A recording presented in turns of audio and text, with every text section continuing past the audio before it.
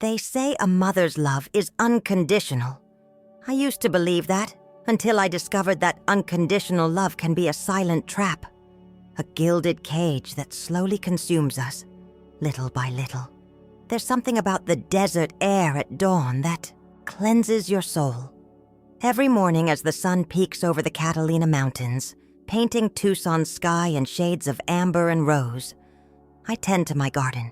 My roses are my pride and joy, each bloom a testament to patience, care, and the quiet dignity of growing older.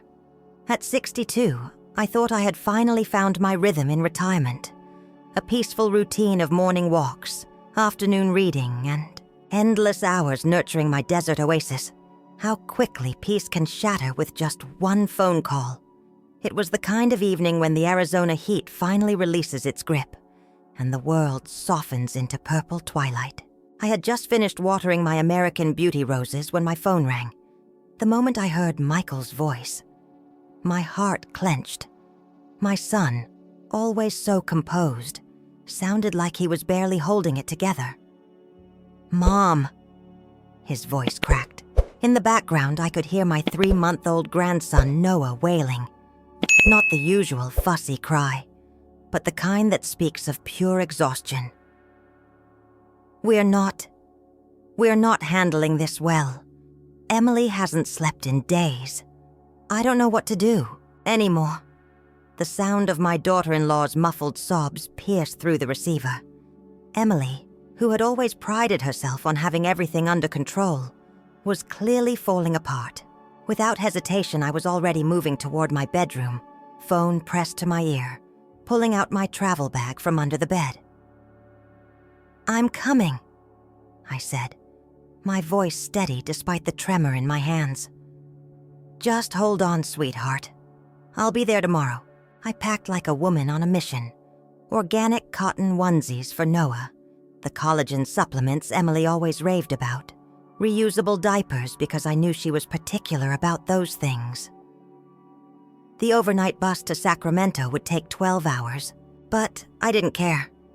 When your child needs you, even if that child is 35 with a family of their own, you go.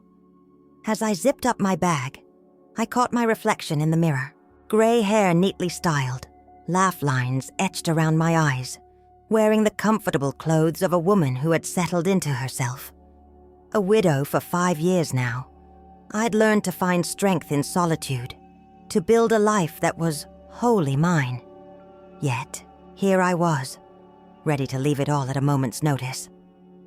I called a taxi to take me to the bus station, locked up my house, and took one last look at my roses. They would have to survive without me for a while. The desert night was settling in, stars beginning to twinkle overhead, and a cool breeze carried the sweet scent of blooming jasmine. Something in my gut whispered that this journey would be different, that helping my son wouldn't be as simple as packing a bag and showing up with open arms. If only I had known then what that whisper was trying to tell me. If only I had understood that sometimes the greatest acts of love require us to stand our ground rather than rush in. But there I was, boarding a bus in the dark, my heart full of grandmother's love and mother's worry, heading straight into a storm I never saw coming. The bus rumbled through the night, and as the desert landscape rolled past my window, my mind wandered through the years that had brought me here. I'd spent my entire life being the one people could count on. First as a teacher for 35 years, then as Robert's devoted wife for nearly 4 decades, and always as Michael's mother. My son, my only child, had been the center of my world since the moment I first held him.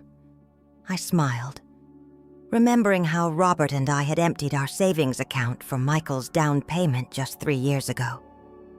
"It's a solid investment in their future," my husband had said, his eyes twinkling with that characteristic optimism I missed so desperately now.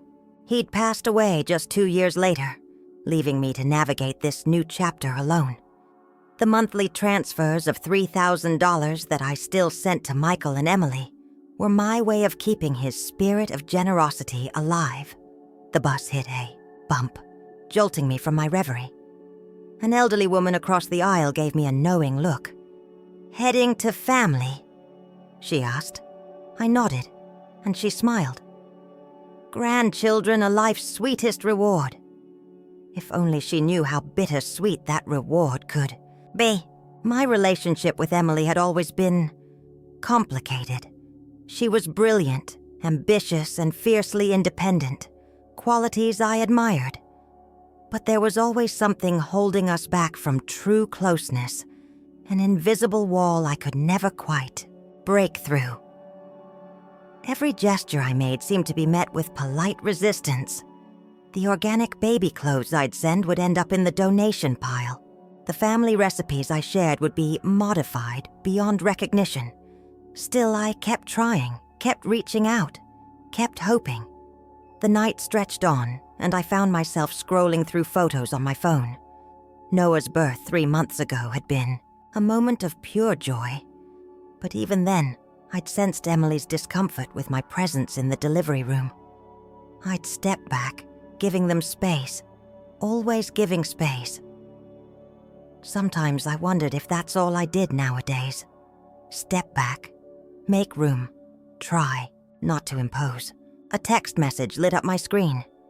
Michael checking if I'd boarded safely. My sweet boy, always thoughtful even in crisis. I remembered the day he met Emily at Stanford. He'd called me, breathless with excitement, saying he'd found the one. I'd been so happy for him, even as I recognized that spark of ambition in Emily's eyes that seemed to see Michael as part of a larger plan. Dawn was breaking as we crossed into California. The desert had given way to agricultural fields, and farm workers were already dotting the landscape like tiny figures in a vast painting. I thought about my own garden back home. My roses that had become my constant companions in widowhood. They'd taught me patience, the beauty of slow growth, the importance of knowing when to prune and when to let things flourish on their own. My watch showed 6 a.m. In a few hours, I'd be in Sacramento, ready to help with my grandson. I'd packed everything I thought they might need, anticipated every possible requirement. That's what mothers do, isn't it? We prepare, we provide, we protect. But as the morning sun cast long shadows across the valley, I couldn't shake the feeling that this time something was different. This time being prepared might not be enough. Little did I know that the real test wouldn't be in the caregiving. It would be in learning when to stop giving so much of myself away. The Sacramento afternoon sun was merciless as I wheeled my suitcase up their driveway. Michael met me at the door, dark circles under his eyes, but relief washing over his face. His hug felt desperate, almost childlike, the way he used to cling to me after a bad dream when he was small. "Mom, thank God you're here," he whispered, and for a moment I felt needed, valued, essential. That feeling didn't last long. "Emily's been amazing," Michael said, leading me not into the house but toward the detached garage. "She thought of everything to make sure you have your own private space." He was using that tone, the one that tried too hard to sound enthusiastic, the same one he'd used when telling me that Emily preferred a small wedding with just her family present. My heart sank as the garage door creaked open. Between stacked boxes of tools, paint cans, and the lingering smell of motor oil, stood a half-deflated air mattress on the concrete floor. A single lamp cast harsh shadows on the walls, and a portable fan sat in the corner, covered in dust. This was my private space. "Emily really wanted you to have your own bathroom," Michael continued, pointing to a camping toilet partially hidden behind some boxes. "She's so thoughtful about these things." I forced a smile, even as my throat tightened. This was the house my savings had helped them buy, a 4-bedroom home with 3 proper bathrooms. Yet here I was, being relegated to the garage like An old piece of furniture they couldn't quite bring themselves to throw away. It's very considerate, I managed to say, setting my suitcase down beside the air mattress. The concrete floor was warm beneath my feet, and I could already feel the oppressive heat building in the uninsulated space. Through the small window, I could see Emily in the kitchen, bouncing a crying Noah on her hip. She hadn't come out to greet me. I was arranging my things when I heard it. Emily's voice, sharp and clear through the garage's thin walls. She must have been on speakerphone, probably thinking the garage door muffled her words enough. I know, she was saying to someone, her tone exasperated. But I couldn't have her using our bathroom, Katie. You know how these older women are. They'll leave their facial creams everywhere, use all your expensive products. Michael bought that whole privacy story right away. Men are so simple sometimes. My hands froze mid-task. The truth hit me like a physical blow. There was no consideration here, no thoughtful planning for my comfort. This was exclusion dressed up as kindness, rejection wrapped in a bow of false concern. I sat down on the air mattress, which sighed sadly under my weight. Through the window, I could see my roses back in Tucson in my mind's eye. Strong, vibrant, thriving in the harshest conditions. I thought about how they needed both sun and shade, water and drainage, care and space. Right now, I felt like a rose being slowly baked on concrete. Noah's cries grew louder, and I heard Emily's frustrated sigh. Soon they would need me, need my help, my experience, my care. But for the first time in my life, that knowledge didn't bring me comfort. Instead, it felt like a weight, a chain, a responsibility I was expected to bear while being treated like an unwelcome guest. I unpacked the collagen supplements I'd brought for Emily and placed them by the door. Such a small gesture trying to bridge a gap that seemed to grow wider with each passing minute. Outside, the California sun continued its relentless beating on the garage roof, and I could feel beads of sweat forming on my forehead. It was going to be a long stay, longer than the 12-hour bus ride that had brought me here, longer than any night spent waiting up for a teenage Michael, longer than all the years I'd spent trying to win Emily's approval. But I didn't know then that this garage, this hot, cramped space, would become the cocoon where my transformation would begin. By day 3, I had settled into a routine that felt less like helping and more like serving. My days started before dawn, not by choice, but because the garage turned into an oven as soon as the sun rose.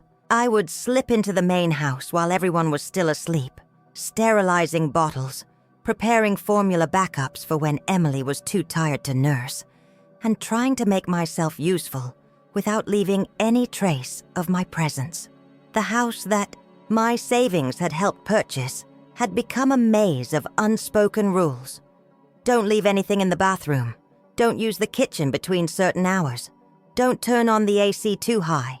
Every restriction was delivered with Emily's practiced smile and justified with careful logic that made any objection seem unreasonable. "Oh, Margaret," she'd say, her voice dripping with artificial sweetness. "You don't need to wash those bottles now. The noise might wake Noah." But when I'd wait until later, she'd comment about the backed-up dishes with a pointed sigh. It was a dance I couldn't win, a performance where my role was to be simultaneously essential and invisible. That afternoon, as Sacramento's temperature climbed past 100 degrees, I found Noah in his crib, his face flushed and crying.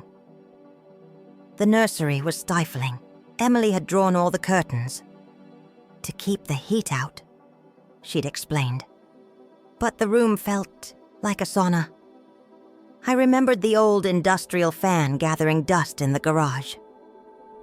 "Let's cool you down, little one," I whispered, retrieving the fan. It took just a few minutes to clean it and set it up in the nursery. The white noise seemed to soothe Noah, and soon his crying subsided to peaceful coos. I sat in the rocking chair, holding him close, feeling his tiny body finally relaxing. The peace lasted exactly 8 minutes. Emily burst into the room like a thundercloud. "What are you doing?" she demanded, marching over to unplug the fan.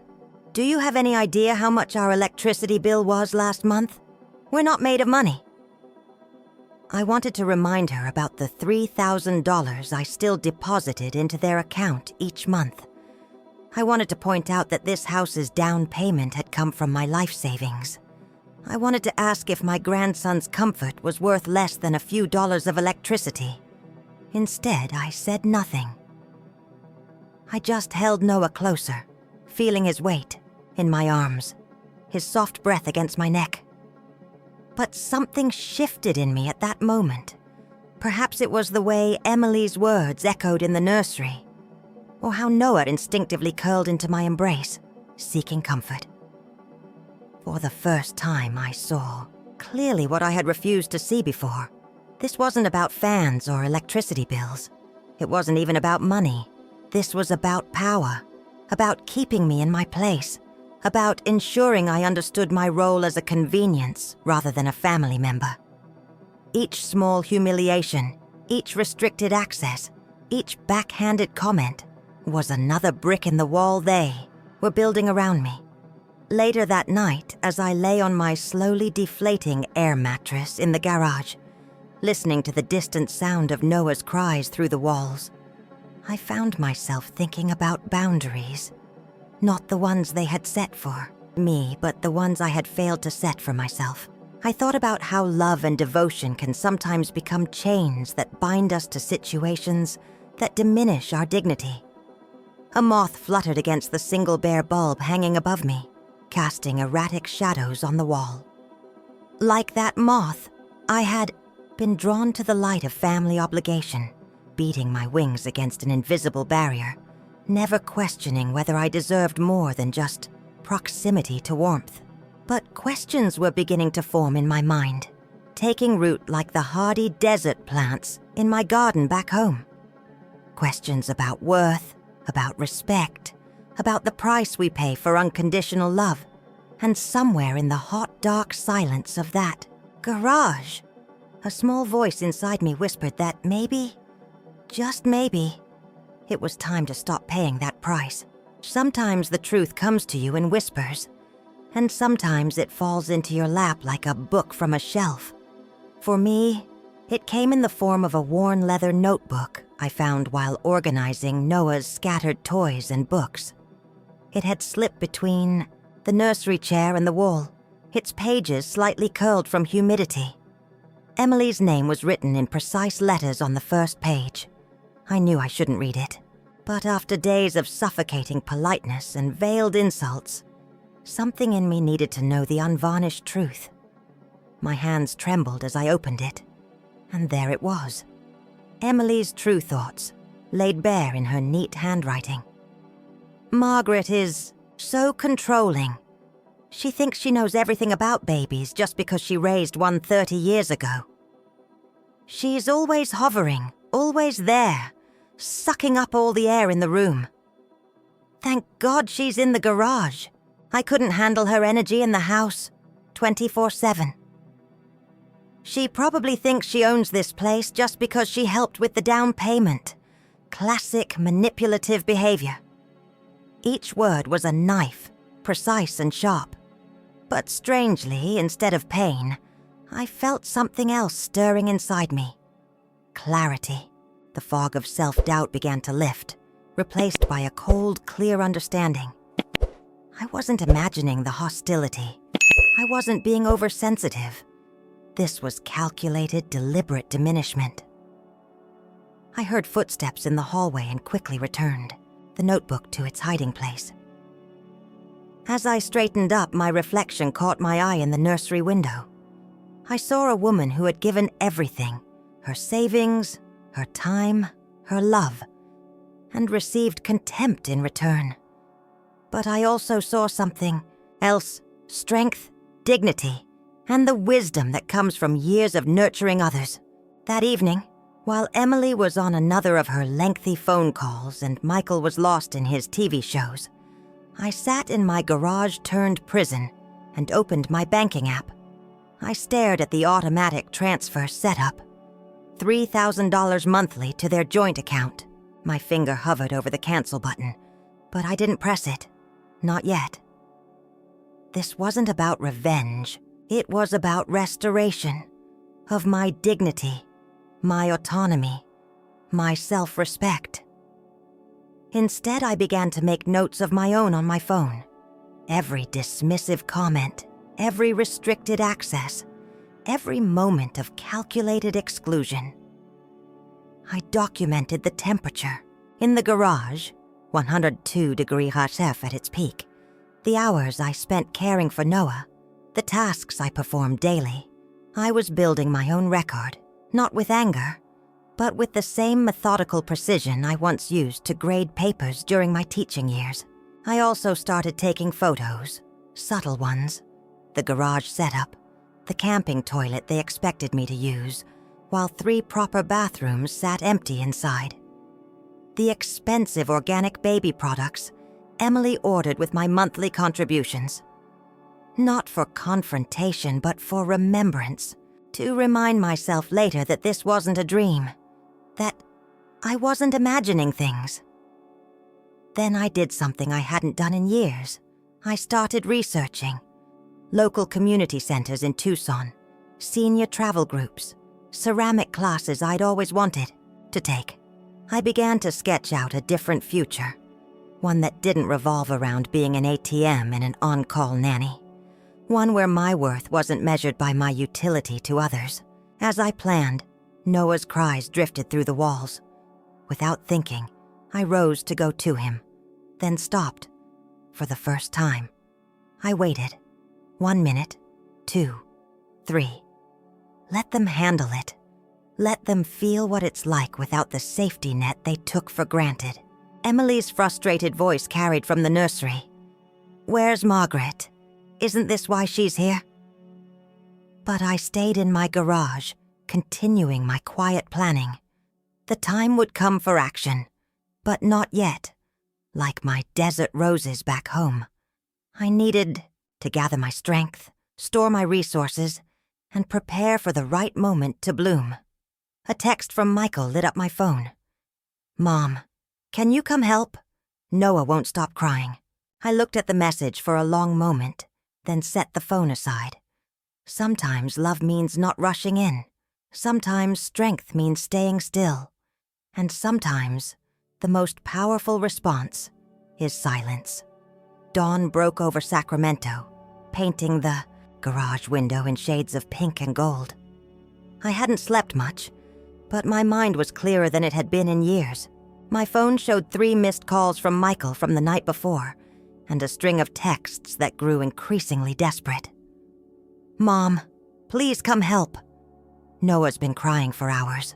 Are you awake?" I watched the sun climb higher, feeling the temperature in the garage already beginning to rise. My banking app was open on my phone, the screen showing my account details. $3,000, the monthly transfer scheduled for today. The amount that had become both a lifeline for them and a chain for me. With steady fingers, I pressed cancel transfer, then close joint account. Simple actions, really. Just a few taps on a screen. But they felt monumental, like breaking free from invisible handcuffs I hadn't even realized I was wearing. I got dressed and walked into the main house, where I found Emily in the kitchen, dark circles under her eyes, attempting to warm a bottle while Noah fussed in his bouncer. She looked up at me, irritation barely masked by fake politeness. "Oh, there you are," she said, her voice tight. "We could have really used your help last night." I smiled. Not my usual apologetic smile, but a calm, self-possessed one. "I needed my rest. The garage gets quite hot at night, you know. Makes it hard to function without proper sleep." She blinked, thrown off by my direct reference to the garage situation. Before she could respond, my phone buzzed. Michael's name flashed on the screen, but this time, it wasn't about Noah. Mom, what's going on with the bank account? The transfer didn't come through, and it says the joint account is closed.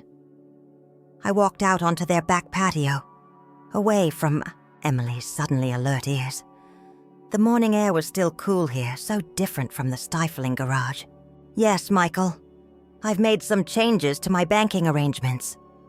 But we had an agreement. His voice cracked with panic. The mortgage, the bills. Mom, we're counting on that money.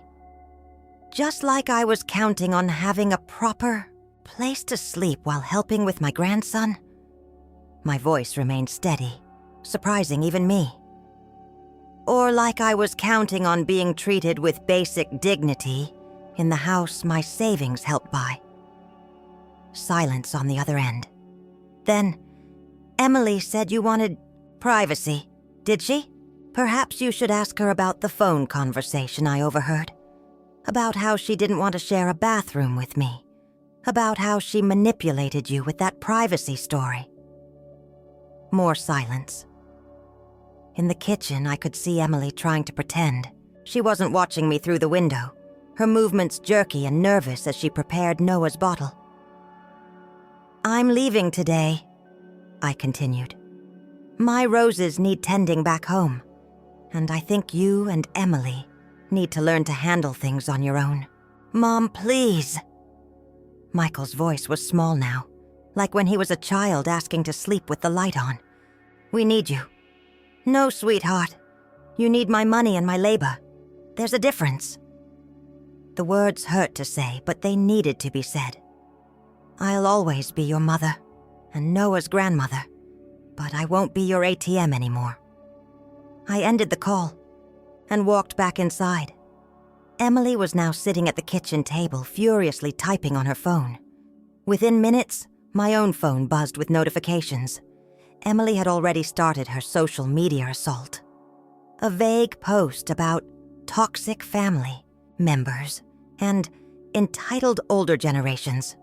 Another about financial abuse and manipulation.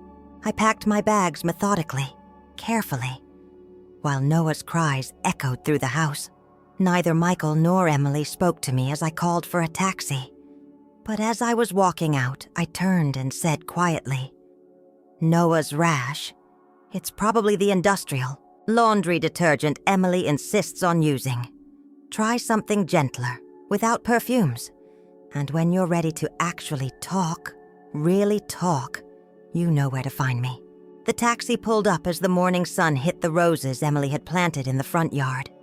They were wilting, neglected in the California heat. She hadn't learned yet what I knew from my desert garden. That love isn't just about planting something beautiful. It's about creating the right conditions for growth. About knowing when to hold on and when to let go. As we pulled away, I didn't look back at the house. Instead, I looked forward, toward home, toward my own garden, toward a future where my worth wasn't measured in dollars or duties, but in the simple dignity of being myself. The Tucson heat welcomed me home like an old friend.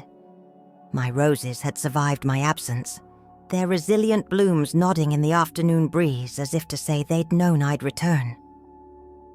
I spent that first evening tending to them, my hands remembering the familiar rhythm of pruning and care, while my phone buzzed incessantly with messages I wasn't ready to read. It wasn't until sunset that I finally sat down in my favorite chair, a glass of iced tea sweating beside me, and opened my social media apps. Emily had been busy. There were thinly veiled posts about ungrateful in-laws and financial manipulation. She'd even listed Noah's organic cotton pajamas, the ones I'd brought as gifts, for sale on a local marketplace, with a caption that read, "Clearing out toxic energy from our home." The old Margaret would have been devastated.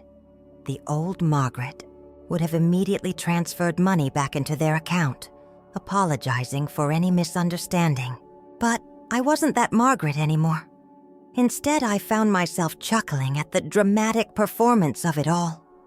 My worth wasn't determined by Emily's digital tantrum. Then came the text from Michael that made my heart stop. Noah's rash is getting worse. The doctor's office is closed. What do we do? I looked at the message for a long moment, my fingers hovering over the keyboard. The grandmother in me wanted to rush back, to solve their problems, to make everything better. But the woman I was becoming knew better. Have you switched the laundry detergent like I suggested? I typed back.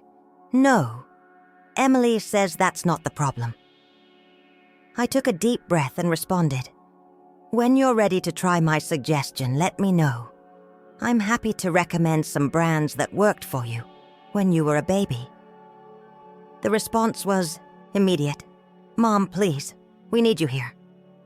No, Michael.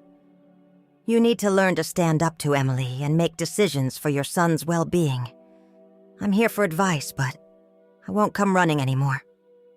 I silenced my phone after that and walked out to my garden. The desert night was settling in, stars appearing one by one in the darkening sky. My roses were silhouettes against the purple horizon, standing tall and strong despite the harsh conditions they lived in, just like me.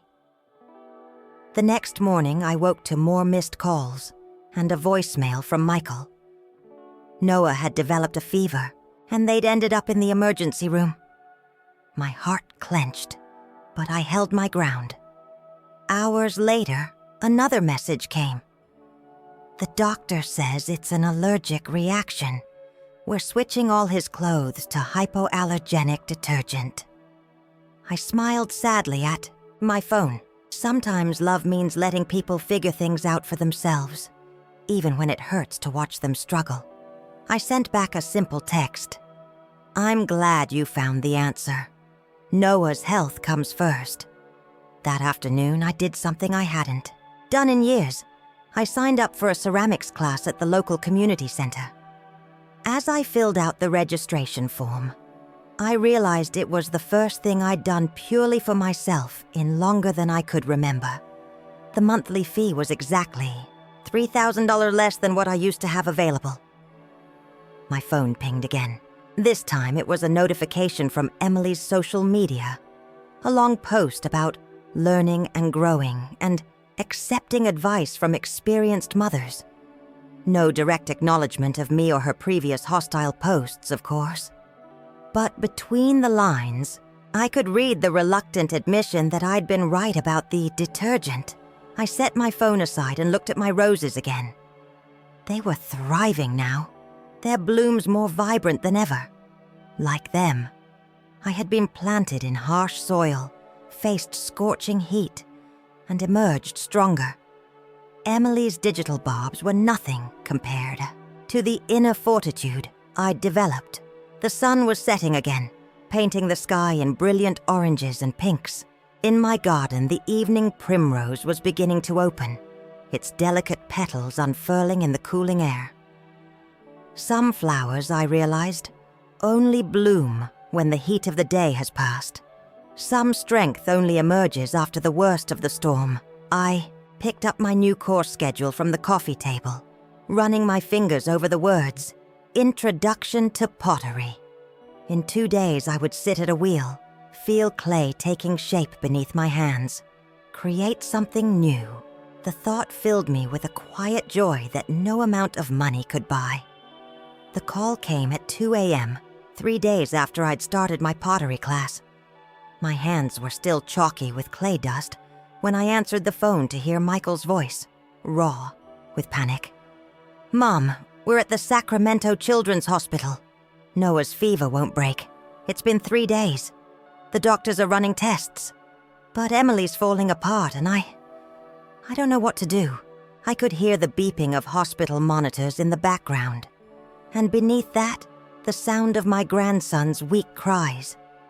Different from his usual robust wailing, these sounds were pitiful, painful.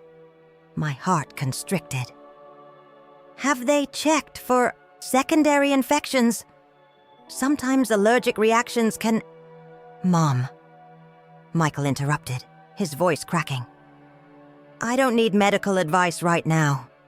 I need my mother. Please. The silence between us was heavy with 3 generations of love, worry, and unspoken words. I thought about my half-formed clay bowl sitting on the pottery wheel, about the roses that needed pruning tomorrow, about all the small ways I'd been building my independent life. Then I thought about my grandson's fever-racked body in a hospital bed. Text me the hospital details, I said, already reaching for my emergency bag, the one I'd never quite unpacked from my last trip. I'll be there as soon as I can. The next available flight was at 6 a.m. As the plane lifted off, I watched the sun rise over the desert, painting the sky in shades of hope. This time was different. I wasn't rushing in to rescue them. I was choosing to be present, on my own terms. I found them in the pediatric ward. Michael slumped in an uncomfortable chair, Emily pacing with dark circles under her eyes. Noah lay in the too-big hospital bed, small and flushed with fever, connected to monitors that beeped too loudly. In the sterile room, Emily saw me first. The usual mask of polite disdain was gone, replaced by something raw and vulnerable. She didn't speak, but she stepped aside from Noah's bed, making room for me to approach. It was the first truly welcoming gesture she'd ever made. I set my bag down and went straight to Noah, my experienced hands checking his forehead, noting the rhythm of his breathing. The nurse came in with fresh ice packs, and I showed her where to place them for maximum effect. Behind the neck, at the pulse, points. Small things I'd learned from years of mothering. The attending physician will be doing rounds soon, the nurse said, then added with a warm smile. It's wonderful to see a grandmother so involved. We don't see that enough these days. Emily made a small sound, something between a sob and a laugh. Involved? I put her in the garage. I put my son's grandmother in a hot garage because I didn't want to share my bathroom. Michael's head snapped up, fully awake now. This was clearly the first time Emily had admitted it out loud. But I wasn't there for apologies or recriminations. That's not important right now, I said, keeping my voice gentle but firm. What's important is getting Noah's fever under control. Emily, when was the last time you slept? I can't remember, she whispered. Go home, both of you, I said. Shower. Sleep for 4 hours. I'll stay with him. But, Emily started to protest. You can't take care of him if you don't take care of yourselves first. I'm here now. Let me do this. Not because you need me, but because I choose to help. They looked at each other, then at me, seeing perhaps for the first time not just Michael's mother or Noah's grandmother, but a woman who had earned her wisdom through years of loving, losing, and growing stronger. 4 hours, Michael agreed, taking Emily's hand. Then we'll be back. As they left, Emily paused at the door. Margaret? Her voice was small, uncertain. Thank you for coming. I nodded, already settling into the chair beside Noah's bed, my hand finding his small, hot fingers. Outside the window, the Sacramento morning was breaking, different from my desert dawns, but beautiful in its own way. Noah stirred, his eyes fluttering open. There you are, little one, I whispered, reaching for a cool cloth. Grandma's here, not because she has to be, but because she wants to be. And that makes all the difference in the world. The hospital night shift had its own rhythm. The soft squeak of nurses' shoes on linoleum, the gentle beeping of monitors, the whispered conversations at the nurses' station. I'd been in Noah's room for 18 hours, watching his fever slowly, stubbornly begin to break. My back ached from the hospital chair, but I stayed, humming soft lullabies I used to sing to Michael, keeping my vigil. When Michael and Emily returned, it wasn't after 4 hours but 12. They looked better, showered, changed, slightly more human. Emily carried a paper cup of coffee, which she hesitantly offered to me. "It's from that little cafe you mentioned liking," she said, not quite meeting my eyes. "The one near your house in Tucson. Michael had them ship their beans here." I accepted the cup, noting the gesture for what it was. Not just coffee, but an olive branch.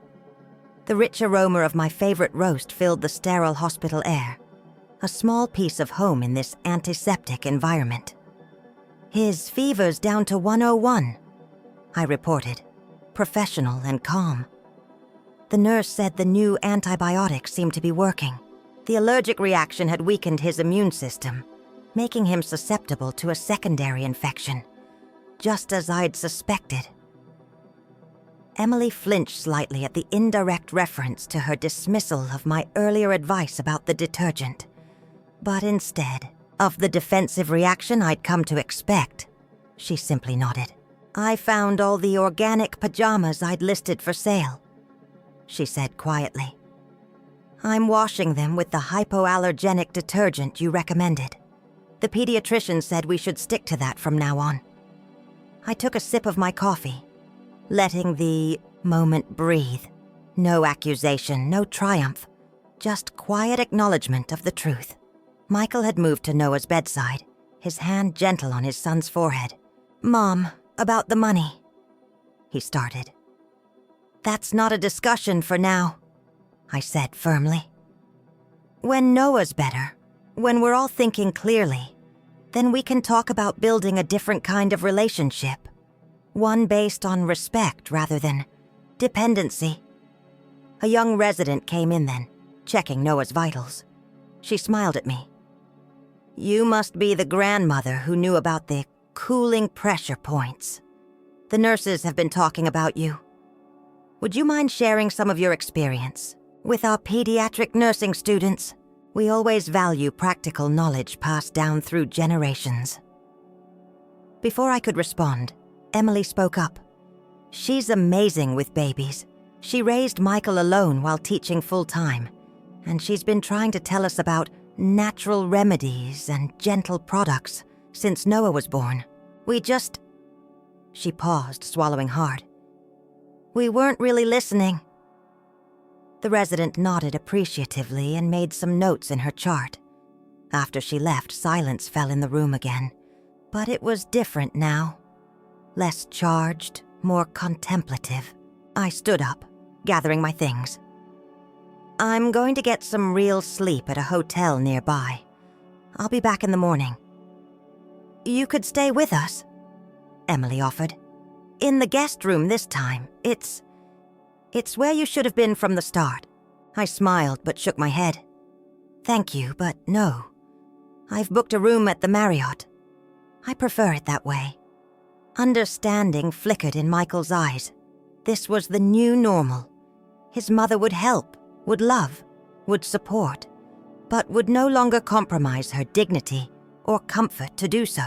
As I walked out of the hospital into the cool evening air, my phone buzzed with a text from my pottery instructor about the class I'd missed. I replied that I'd be back in Tucson soon to resume my lessons. Another buzz. A message from Emily to our family group chat. A photo of Noah sleeping peacefully with the caption, "Feeling better thanks to Grandma's wisdom." I put the phone away without responding. The old Margaret would have immediately jumped back into caretaking mode, canceling her plans, sacrificing her new interests. But this Margaret, the one who had bloomed in adversity like her desert, roses, knew better. Love didn't require erasure of self. Sometimes it meant having the strength to stand apart, to maintain boundaries, to let others grow into their own wisdom. The night air carried the scent of jasmine from the hospital's garden. Somewhere in the distance, a siren wailed, Another family rushing toward their own crisis, their own turning point. But here, in this moment, I felt the quiet satisfaction of having found a different kind of strength. Not the strength of endless giving, but the strength of standing firmly in my own worth. Back in my hotel room, I opened my laptop to find an email from the hospital's nursing education department. They wanted me to speak to their staff about traditional family wisdom in pediatric care. The irony wasn't lost on me. How my knowledge, once dismissed in my own family, was now being sought by medical professionals. My phone lit up with a text from Emily. Noah's asking for gamma, his first real word. Attached was a video of my grandson, still in his hospital bed but sitting up now, his fever-brightened eyes clearer as he reached toward the camera, making grabbing motions with his tiny hands. Gamma! Gamma!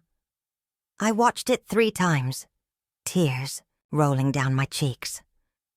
Not just because it was Noah's first word, but because Emily had chosen to share this moment with me. No manipulation, no hidden agenda. Just a mother wanting her child's grandmother to witness a milestone.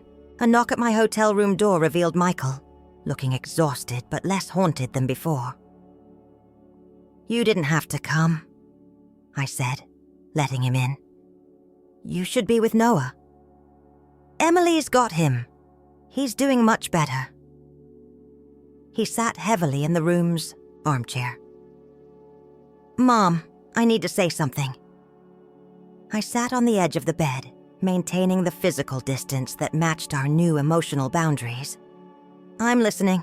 I've been looking at our finances," he began, running a hand through his hair, a gesture so familiar it made my heart ache. "Really looking at them, for the first time. The monthly transfers from you, the joint account, the house down payment. We've been treating you like our personal bank instead of my mother." "Yes," I said simply. No accusations, no blame. Just acknowledgement of the truth. "I talked to my boss today. There's a promotion available in the sales department. More money, but also more travel. I've always been afraid to take those kinds of roles because it would mean less time at home. But Emily's agreed to cut back her social media consulting work, to be with Noah more." He paused, looking at his hands. "We're going to make it work. Without your money, Mom. We have to." I nodded, feeling a warmth that had nothing to do with the hotel's temperature. "And the house?" "We're going to refinance. It'll be tight for a while, but we'll manage. The down payment you gave us." He swallowed hard. "We want to set up a college fund for Noah with it. Transform it from something that made us dependent into something that will give him independence one day. If you'll let us." "I think that's a wonderful idea," I said softly. Michael stood up, pacing the small room. "Emily's been seeing a therapist. Has been for a few weeks now, actually. She's working through some stuff about her own mother, about control issues. She wanted me to tell you that the garage thing wasn't really about you. It was about her own fears and insecurities." "I know," I replied because I did. Time and distance had given me that clarity. "We'd like you to come visit again," he said. "Not to help, not because we need something, just to be Noah's grandmother, to be my mom. The guest room is yours whenever you want it. No strings attached." I smiled, thinking of my pottery class, waiting for me back home, of the desert garden that needed tending, of the life I was building for myself. "Thank you. I'd like that, but not yet. Not right away." Understanding crossed his face. "Because you're busy living your own life now." "Yes." I stood up and hugged him, breathing in the scent of the little boy he used to be, marveling at the man he was becoming. "But I'll come, on my own terms, in my own time." After he left, I stood at the hotel window, looking out at the Sacramento skyline. My phone buzzed again. Another text from Emily, this one different from her usual carefully curated messages. I know, sorry, isn't enough for how I treated you, but I'm learning, and I'm grateful Noah has you as his grandmother. I typed back. We're all learning. That's what family's for. Then I opened my calendar and marked out the next 6 weeks for my pottery classes. The clay was teaching me things about pressure and release, about knowing when to shape and when to let the form emerge on its own. Like the desert plants I tended back home, like the family bonds I was redefining, some things couldn't be forced. They had to be given space to grow naturally. Later that night, as I got ready for bed, I caught my reflection in the hotel mirror. The woman looking back at me wasn't just somebody's mother or grandmother. She was herself, whole and complete. The lines around her eyes spoke of both laughter and tears, of lessons learned and wisdom earned. Most importantly, they spoke of a woman who had finally learned that love doesn't mean losing yourself. Sometimes it means finding yourself anew. The first morning back in Tucson, I woke before dawn. A habit formed during those hospital nights with Noah. But instead of checking monitors and adjusting ice packs, I found myself in my garden, pruning shears in hand, watching the sun paint the Catalina Mountains in shades of amber and rose. My phone sat silent on the patio table, no longer a source of anxiety or obligation. When it did buzz, it was with a different kind of message now. A photo of Noah in his high chair, wearing one of the organic cotton onesies Emily had once tried to sell, with the caption, "Missing Gamma's stories." No guilt, no manipulation, just a genuine moment shared between family members. The local community center had asked me to expand my role. What started as just attending pottery classes had evolved into something more. They wanted me to lead a workshop for other women my age, teaching them not just about crafting with clay, but about crafting new lives after retirement or widowhood. You have a way of talking about transformation that resonates, the program director had said. These women need to hear from someone who's walked the path. As I prepared for my first workshop, I found myself thinking about that suffocating garage in Sacramento. How strange that a space meant to diminish me had instead become the cocoon from which I'd emerged stronger. I wrote in my presentation notes, sometimes it's the moments that try to break us that end up reshaping us instead. The workshop room was full on that first Thursday morning. Women like me, carrying years of giving themselves away, of being everything to everyone except themselves. I stood before them, clay-stained apron protecting a blouse I'd bought just for myself, and began, "Welcome to Clay and Courage, molding your next chapter. Today we're going to talk about how, like clay, we can be reshaped at any age. But first, let me tell you about a garage in Sacramento." Their eyes widened as I shared my story. Heads nodded in recognition when I spoke about the subtle ways we let our boundaries erode, the quiet dignity of reclaiming our worth. By the time I demonstrated how to center clay on the wheel, the room hummed with shared understanding. The trick with clay, I explained, hands moving steadily over the spinning form, is knowing when to apply pressure and when to ease up, just like with family, just like with life. After class, a woman approached me, her eyes bright with unshed tears. "I've been sending half my pension to my daughter every month," she confessed.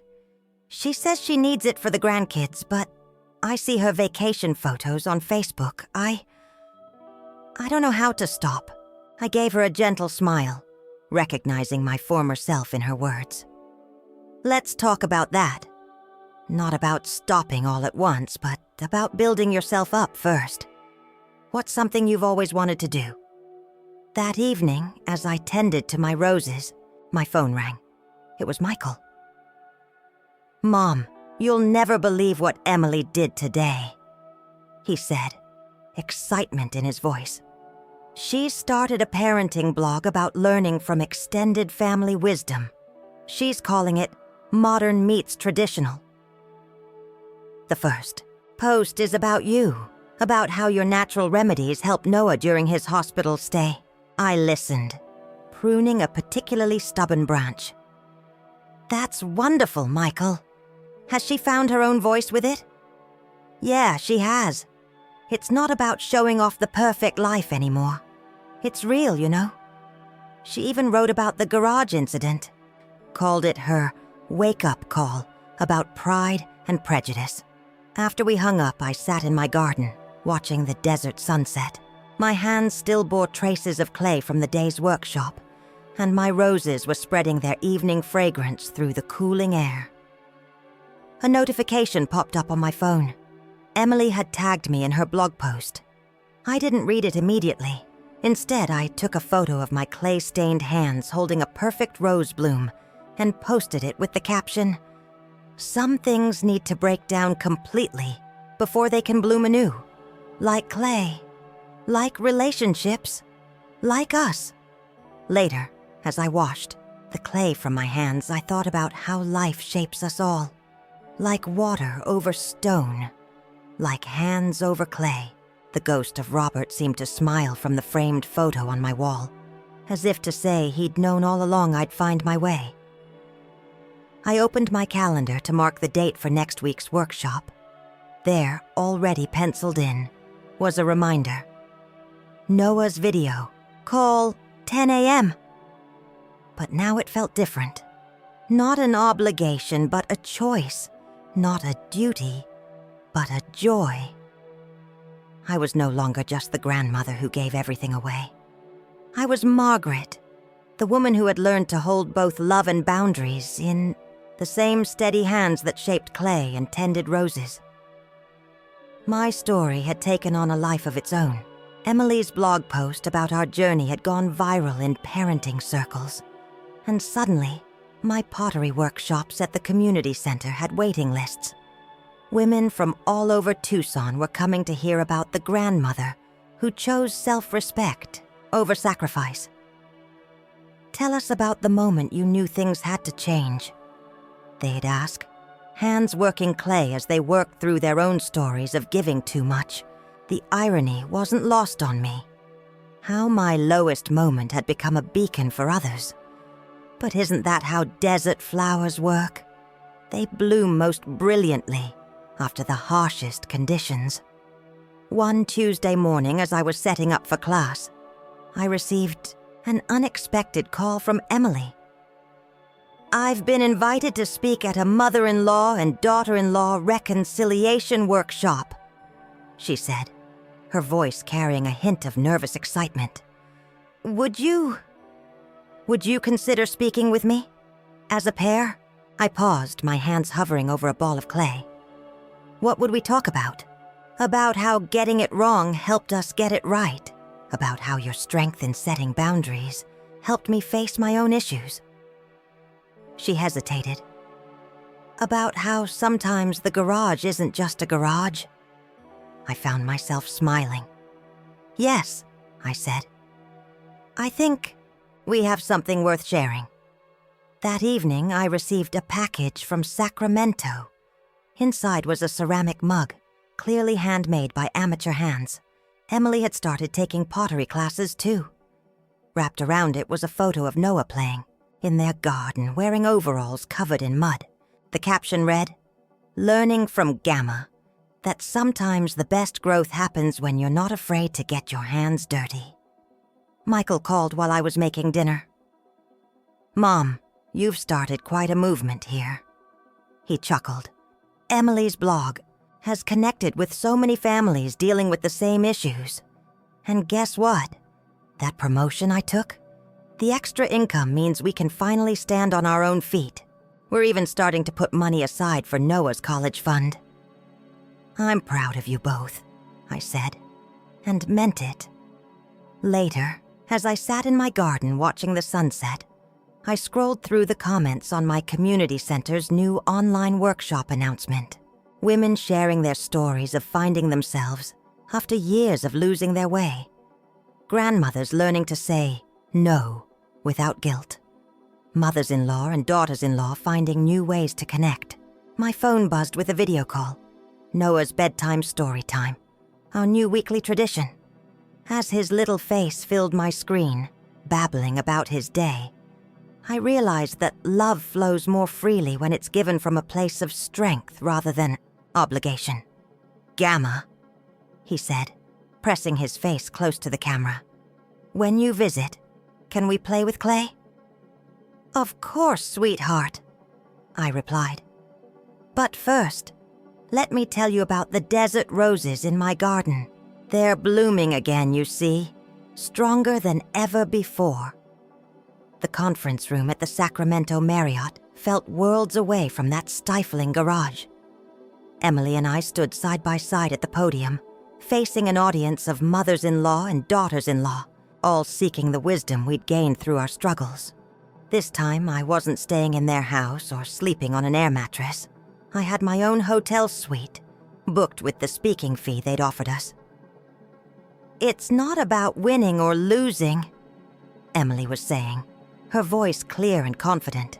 "It's about recognizing that every woman in this equation has value, has wisdom, has something unique to offer." She turned to me, smiling. "Sometimes it takes a wake-up call in a garage to realize that." After the speech, a young woman approached me, tears in her eyes. "I've been trying to buy my mother-in-law's love with access to her grandchildren," she confessed. "But after hearing your story, I realize I've been using them as pawns in my own insecurity." I squeezed her hand gently. The good news is, it's never too late to change the dance. That evening, Michael picked us up from the hotel, not to take us to their house, but to a restaurant where Noah was waiting with his other grandmother, Emily's mother. The 6 of us sat around a table, 3 generations finding new ways to weave their lives together. "Gamma!" Noah exclaimed, proudly showing me a ceramic pinch pot he'd made at daycare. "Like yours!" Emily's mother leaned forward, curious. "Margaret, Emily tells me you're teaching pottery now? I've always wanted to learn." The conversation flowed easily, no longer strained by unspoken resentments or hidden agendas.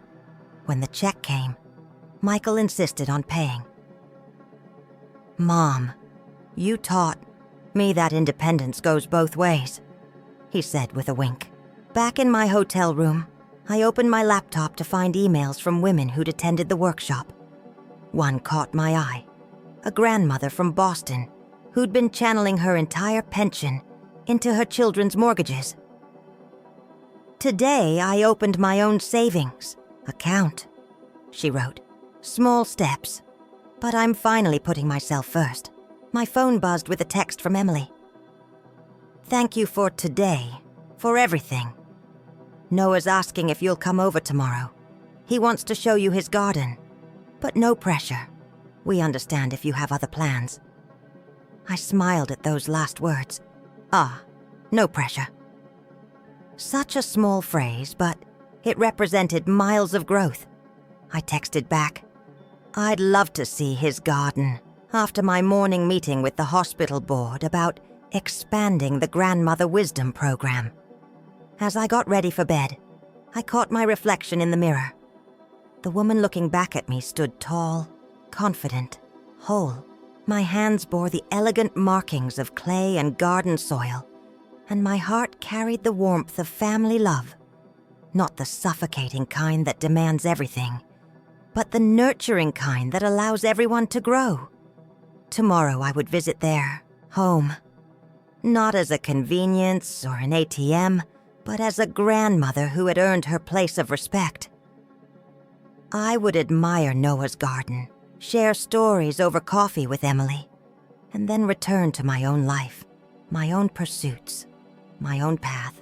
The desert roses in my garden back home would be blooming now, their petals open to the harsh Arizona sun, thriving not in spite of the challenging conditions, but because of them. Like them, I had learned that true strength doesn't come from avoiding life's hardships, but from learning how to bloom through them.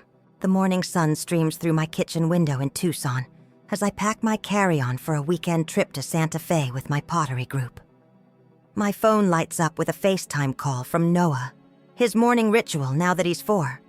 "Gamma, look what I made." He holds up a small clay pot, wobbly but made with obvious care.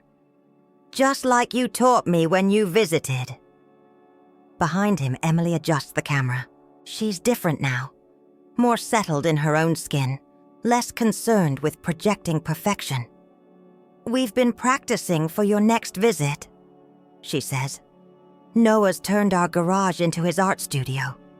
Can you believe it? That same garage." She trails off, but her smile acknowledges how far we've come.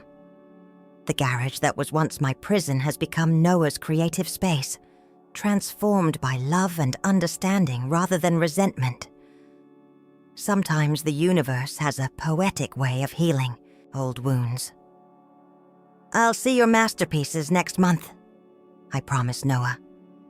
After my workshop series in Phoenix wraps up, Michael appears in the frame carrying coffee mugs, the ones Emily and I made together during her last visit to Tucson. "Mom, did you get the invitation to speak at the Family Dynamics Conference? They want both you and Emily to keynote." "I did," I reply, watching a hummingbird dart among my desert roses outside. "I think we should do it. Our story seems to help people." After we say goodbye, I finish packing, adding my newest pottery piece, a bowl glazed in desert sunset colors that took months to perfect. In an hour, my friends will pick me up for our art retreat. Women like me, who've learned that life's second act can be its most beautiful. My garden catches the morning light, each rose petal holding its own small flame. I think about how far I've come, from that sweltering day when I first arrived in Sacramento, willing to sleep in a garage just to be needed. Now I travel on my own terms, love on my own terms, live on my own terms. Noah's college fund grows steadily, no longer a chain of obligation, but a gift of love and choice. Emily's blog has evolved into a movement about authentic family relationships, and she credits me as her inspiration. Michael's promotion has given him the confidence to stand on his own feet, showing Noah what true independence looks like. And me, I'm no longer just somebody's mother, somebody's grandmother, somebody's ATM. I'm Margaret, the woman who tends roses in the desert, shapes clay into beauty, and shows other women how to reclaim their worth. My story has become a beacon, not because it's extraordinary, but because it's real. As I lock my front door, my phone buzzes one last time. A text from Emily. "Thank you for teaching me that love doesn't mean losing yourself. Noah asks every day when he can take pottery lessons from Gamma, but only when you're ready. We're not going anywhere." I smile, tucking the phone away. The desert stretches out before me, vast and full of possibility. Like my roses, I've learned to bloom in my own time, in my own way. The sun warms my face as I walk to my waiting friends, ready for another adventure. Some might say it's strange to find your true self at 62 in a hot garage in Sacramento. But I've learned that wisdom, like desert flowers, blooms best through adversity. And love, real love, grows strongest when it's rooted in respect for others, and finally, for yourself. My friends wave from their car, their faces bright with anticipation for our Santa Fe adventure. As I join them, I think about how life's greatest lessons often come disguised as its greatest challenges. My roses will survive without me for a few days. They're resilient like that, just like me. I hope you enjoyed today's story. Subscribe to the channel so you don't miss more stories like this. Give it a like and comment below what you thought of the story. See you in the next video.